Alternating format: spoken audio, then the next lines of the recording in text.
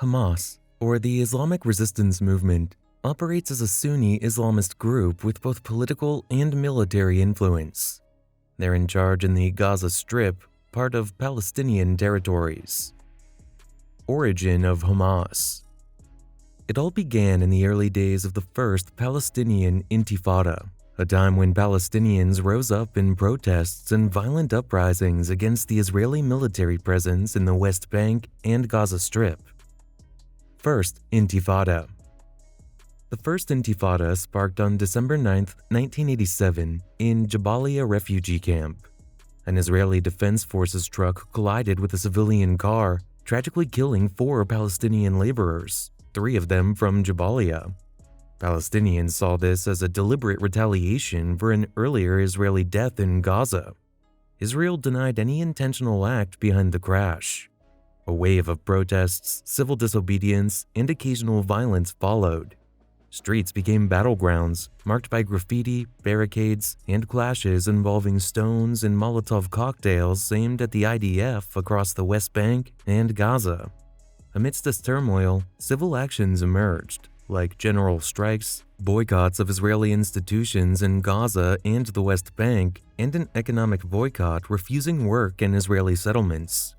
People avoided buying Israeli products, refused to pay taxes, and boycotted Palestinian vehicles with Israeli licenses. Israel responded with a massive force of 80,000 soldiers.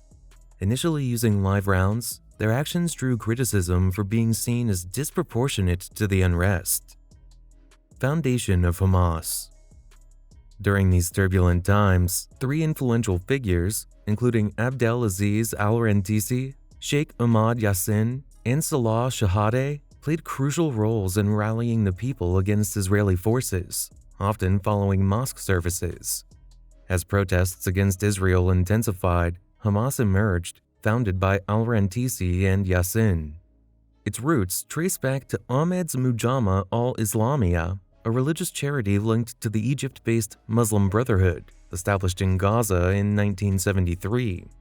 Before the first Intifada, the Israeli administration viewed Sheikh Yassin and his Islamist group, Mujama al-Islamiya, in favor. Founding figures of Hamas. Ahmed Yassin hailed from Al-Jura, a small village near Ashkelon, in the British Mandate of Palestine.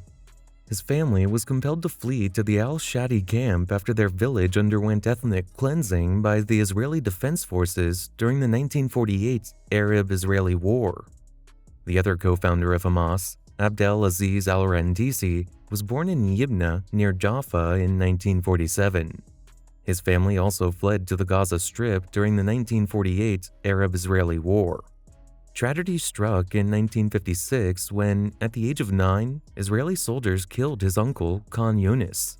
Despite these hardships, Rantisi pursued his pediatric medicine and genetic studies at Egypt's Alexandria University, graduating as a top student. As a certified physician, Rantisi's time in Egypt saw him deeply involved with the Muslim Brotherhood. In 1976, he returned to Gaza, taking up teaching roles in parasitology and genetics at the Islamic University. Israel favoring Hamas. Back in 1979, Israel saw the group as a charity, later recognizing it as an association. They even supported the creation of the Islamic University of Gaza, which evolved into a breeding ground for militancy. Israel thought of Hamas as a counterforce against Yasser Arafat's Fatah Party and the Palestinian Liberation Organization, PLO. But things took a different turn, and Hamas found itself at odds with Israel. Hamas's first attack on Israel. In the spring of 1989, Hamas made its first move against Israel. They kidnapped and killed 2 Israeli soldiers, Avi Sasportas and Ilan Sadan. Around that time, key figures like Shahadeh and Sinwar were arrested in Israeli prisons. That's when Hamas set up a new unit, Unit 101, led by Mahmoud al-Mabu, specifically aimed at kidnapping soldiers. Response of Israel. The finding of Saportas' body triggered a strong Israeli reaction. They arrested many Hamas leaders, including Yassin, who got a life sentence. That's when Hamas faced a ban. With mass detentions and a later wave in 1990, they had to reshape.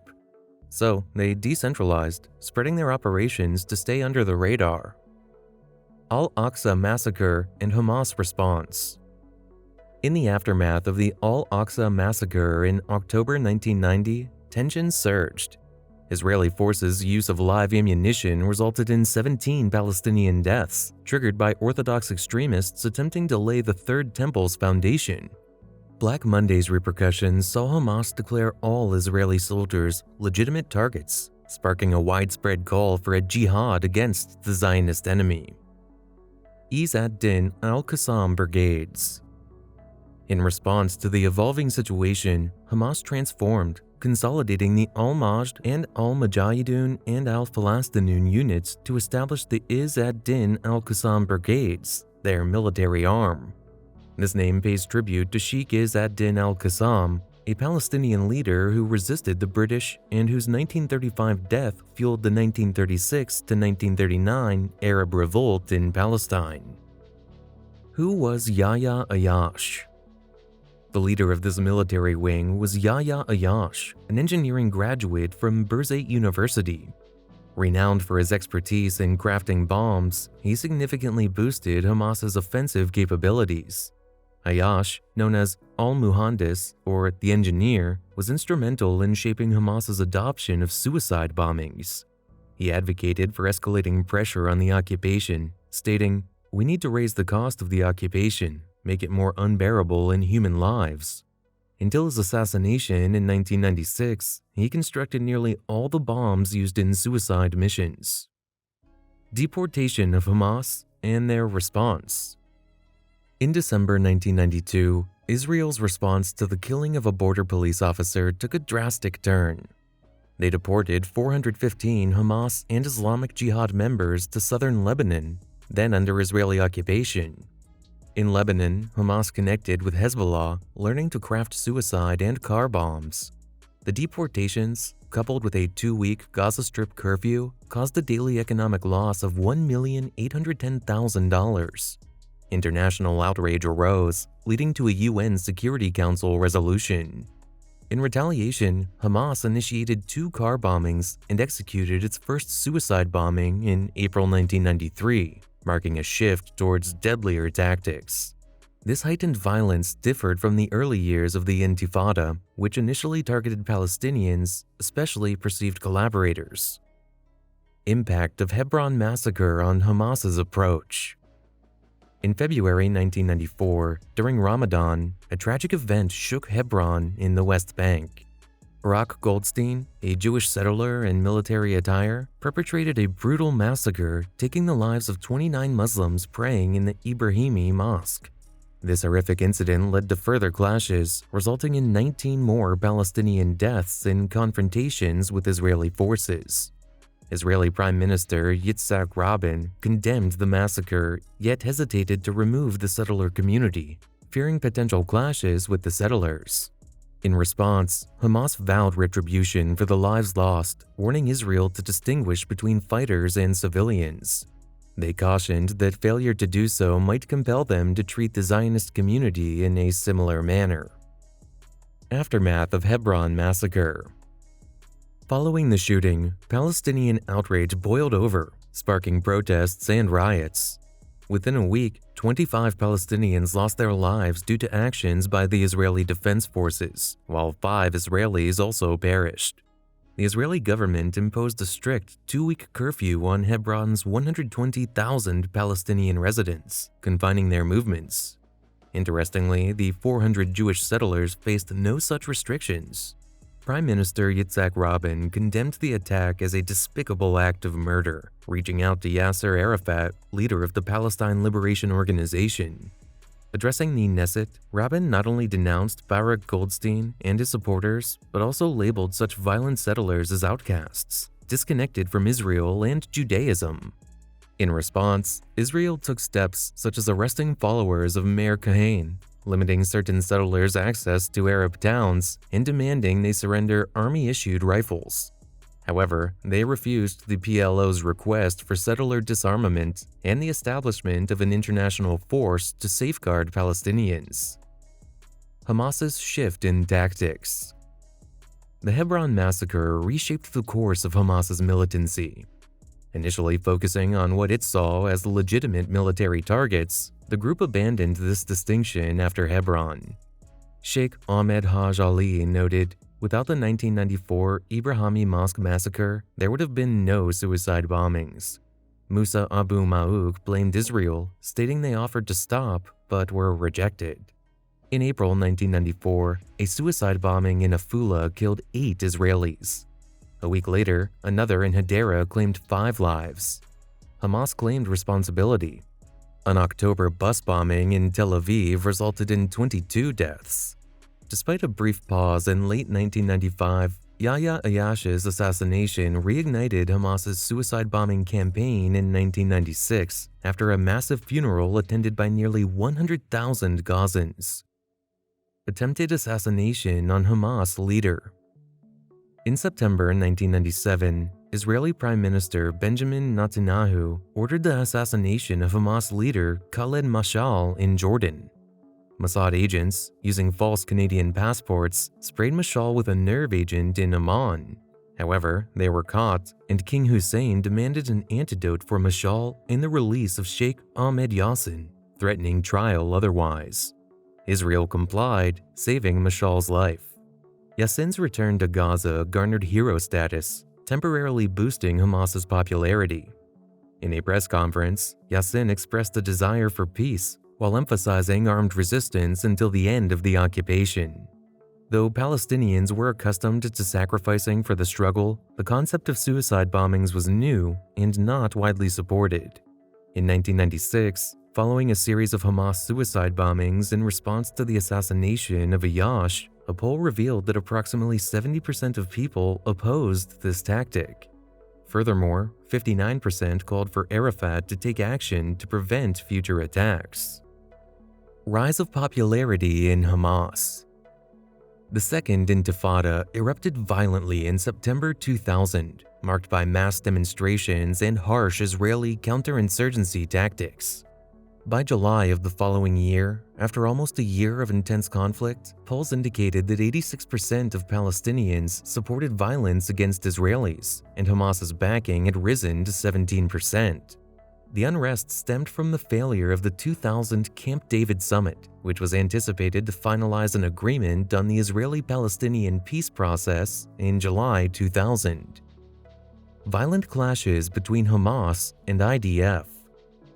In September 2000, the Israeli opposition leader Ariel Sharon's visit to the Al-Aqsa compound in Jerusalem's Temple Mount ignited protests and riots. Israeli police responded with rubber bullets and tear gas, leading to a period of intense conflict with high casualties among civilians and combatants.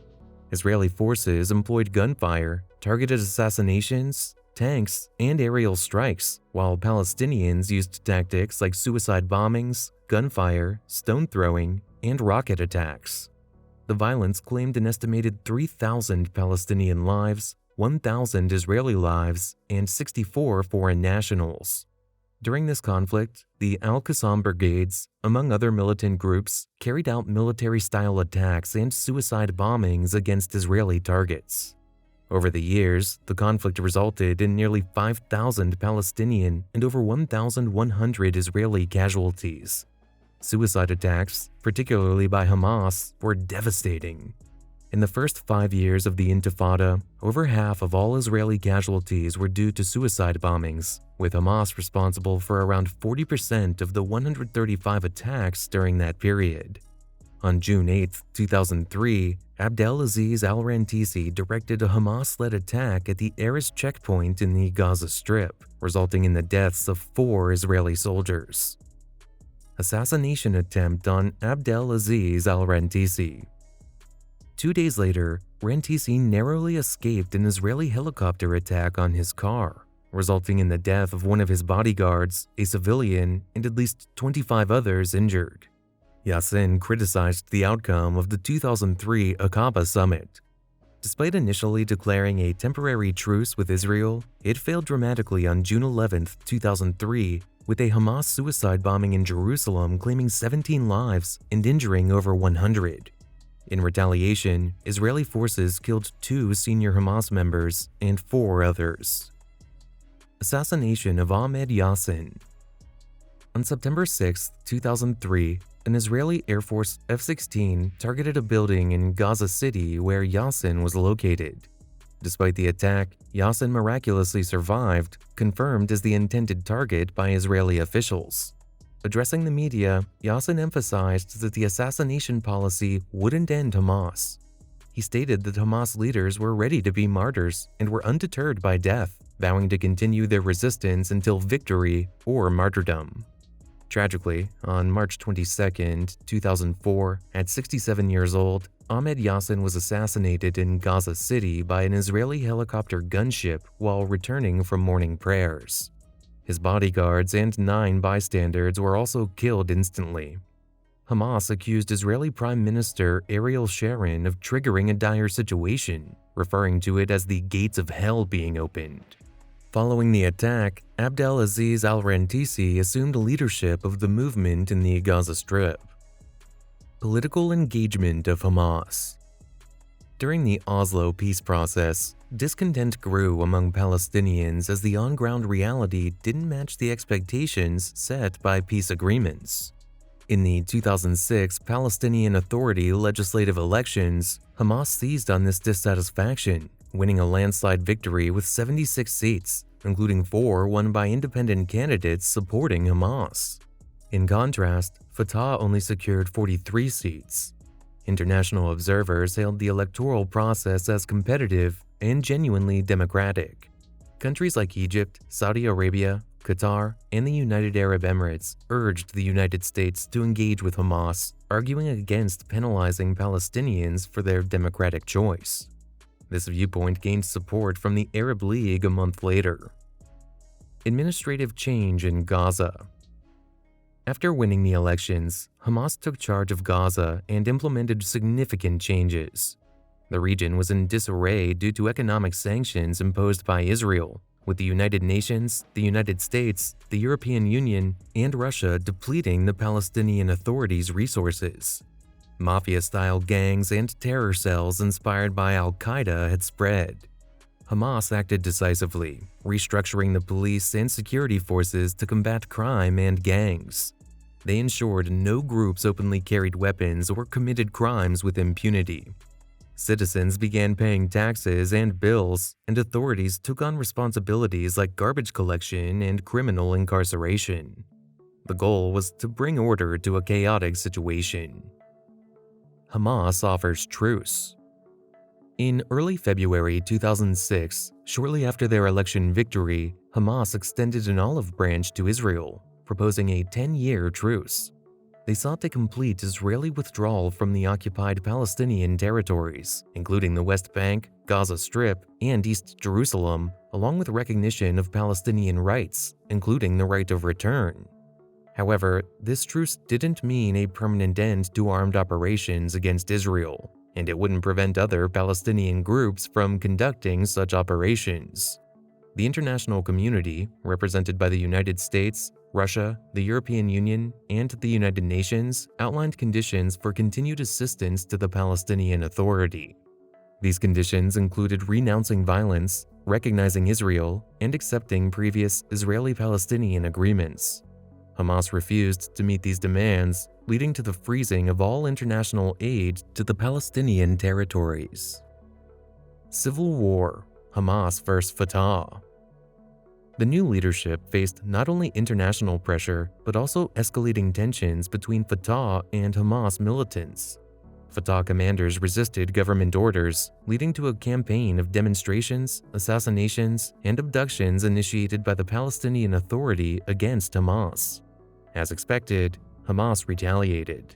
Reports suggested that Israeli intelligence warned Mahmoud Abbas of a planned assassination by Hamas in his Gaza office.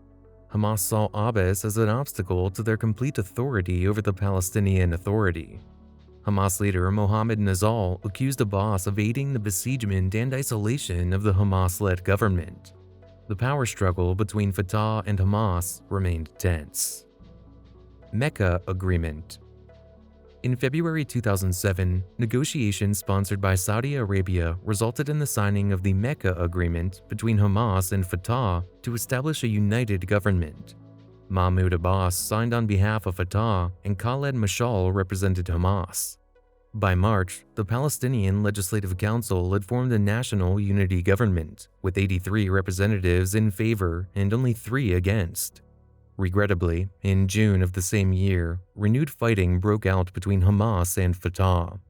During this period, Major General Yadlin highlighted the potential benefits for Israeli interests if Fatah withdrew from Gaza as Hamas continued to gain influence.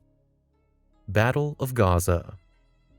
The June 27th Battle of Gaza marked the seizure of the region by Hamas, leading to the expulsion of Fatah officials and the dismissal of the Hamas-led Palestinian Authority government by President Mahmoud Abbas. In response, Abbas also banned the Hamas militia. The intense conflict claimed the lives of at least 600 Palestinians, with many others on both sides suffering injuries and torture. End of ceasefire.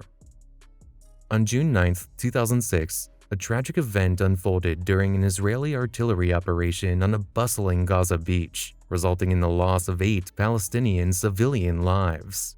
While many believed Israeli shelling caused the casualties, Israeli government officials denied responsibility.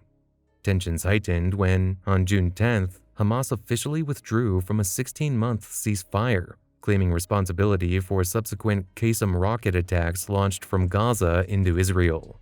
The situation escalated further on June 25th when 2 Israeli soldiers were killed, and Gilad Shalit was captured during an incursion by the Izz ad-Din al-Qassam Brigades, Popular Resistance Committees, and the Army of Islam. The region was gripped by increasing unrest and conflict. Operation Summer Rains. In response to the capture of Gilad Shalit, the Israeli military launched Operation Summer Rains 3 days later, aiming to secure his release. This operation resulted in the arrest of 64 Hamas officials, including 8 Palestinian Authority cabinet ministers and about 20 members of the Palestinian Legislative Council. These arrests, along with other events, essentially paralyzed the Hamas-dominated legislature for a significant portion of its term.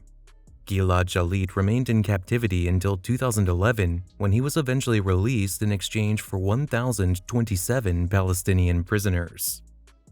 Informal truce between Hamas and Israel. On June 17, 2008, Egyptian mediators announced an informal truce between Hamas and Israel.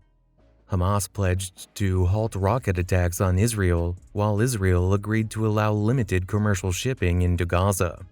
The deal remained unless disrupted. There were indications of discussing Gilad Shalit's release. Despite hopes, Israeli security agency chief Yuval Diskin had doubts, foreseeing an inevitable ground incursion into Gaza to curb arms smuggling and pressure Hamas to cede power.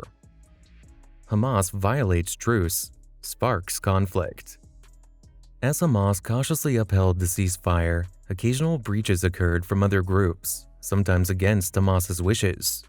On June 24th, for instance, Islamic Jihad fired rockets at the Israeli town of Sderot, viewed by Israel as a serious violation, prompting the closure of border crossings with Gaza. On November 4th, 2008, Israeli forces, aiming to halt tunnel construction, killed 6 Hamas gunmen in a Gaza Strip raid. In response, Hamas resumed rocket attacks. When the truce officially elapsed on December 19th, Hamas unleashed a barrage of rockets and mortars into Israel over the next 3 days, causing no injuries to Israelis. Operation Cast Lead. On December 21st, Hamas expressed its willingness to cease attacks and renew the truce if Israel stopped its aggression in Gaza and opened border crossings. However, on December 27th and 28th, Israel launched Operation Cast Lead against Hamas. Egyptian President Hosni Mubarak warned Hamas that rejecting the truce would lead to Israeli aggression in Gaza. In the initial 2 days of airstrikes, Palestinian officials reported over 280 deaths and 600 injuries, with casualties among Hamas police, security officers, and civilians. Israel claimed to target militant training camps, rocket facilities, and weapons warehouses. Subsequently, they attacked rocket and mortar squads that had launched approximately 180 projectiles at Israeli communities. The situation escalated with severe consequences on both sides. Israel accused of targeting civilians. Despite Israel's efforts to warn Gaza residents via thousands of cell phone messages to evacuate places, possibly storing weapons, some faced challenges finding safe havens as multiple neighborhoods received similar alerts. Reports surfaced alleging Israeli bombs landed close to civilian structures like schools, leading to claims of deliberate targeting of Palestinian civilians by Israel. Unilateral Ceasefire. On January 17, 2009, Israel declared a unilateral ceasefire. In response, Hamas announced a one-week ceasefire the next day, giving Israel time to withdraw its forces from the Gaza Strip. In July, Khaled Mashal, Hamas's political bureau chief, expressed the group's openness to cooperate for a resolution to the Arab-Israeli conflict. This cooperation entailed establishing a Palestinian state based on the 1967 borders, with the condition that Palestinian refugees could return to Israel and East Jerusalem be recognized as the new state's capital.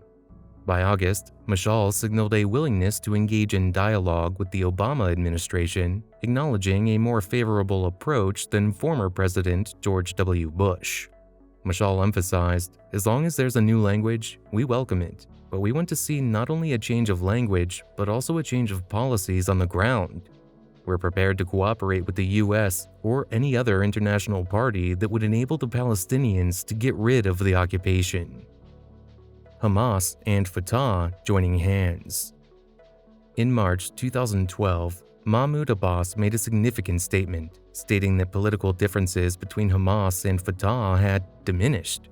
They reached an agreement on a joint political platform and a truce with Israel.